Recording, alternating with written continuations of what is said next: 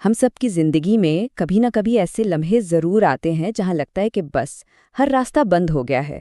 تو ایسے میں بھروسہ، وہ یقین کیسے قائم رکھا جائے؟ آج ہم بات کریں گے توکل کے فن پر، یعنی اللہ پر اس کامل بھروسے پر جو ناممکن کو بھی ممکن بنا سکتا ہے۔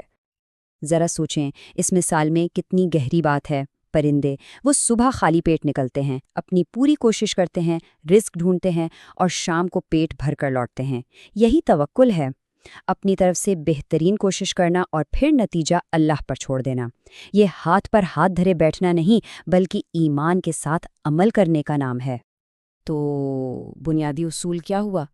سیدھی سی بات ہے، کوشش کرنا ہماری ذمہ داری ہے، نتیجہ اللہ کے ہاتھ میں۔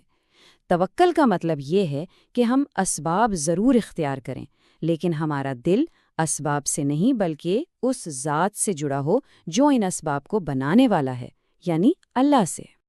چلیں اس تصور کو اور گہرائی سے سمجھنے کے لیے تاریخ کی ایک ایسی مثال دیکھتے ہیں جہاں بھروسے کا امتحان اپنی انتہا پر تھا۔ یہ قصہ ہے حضرت ابراہیم علیہ السلام کا۔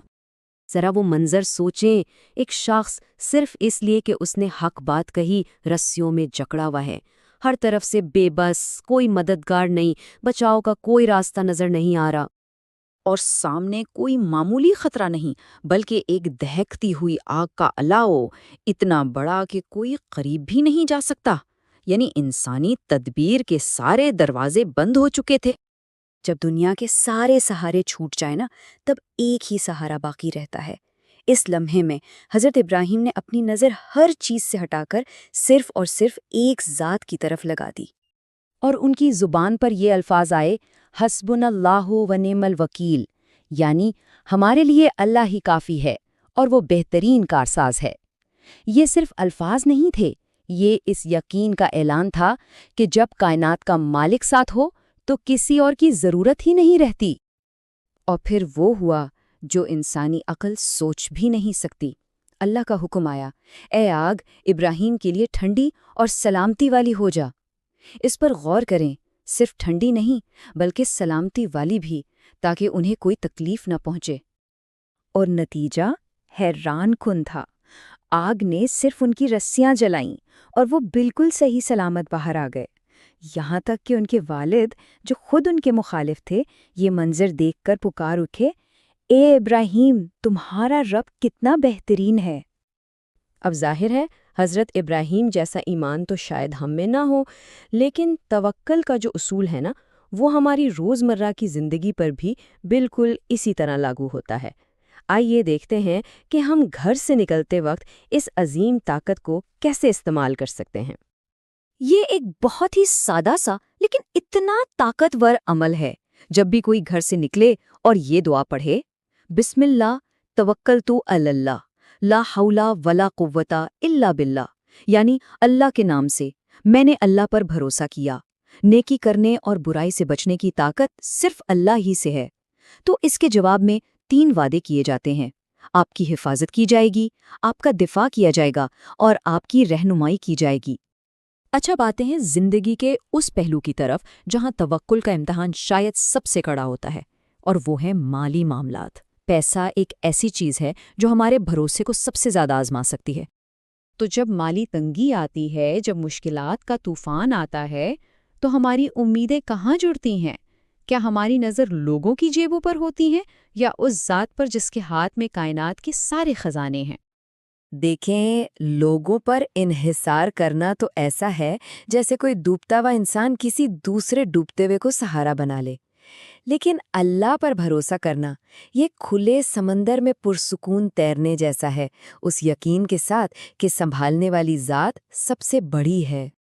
تو اس کا مطلب یہ ہرگز نہیں کہ ہم ہاتھ پر ہاتھ دھر کر بیٹھ جائیں، بالکل بھی نہیں۔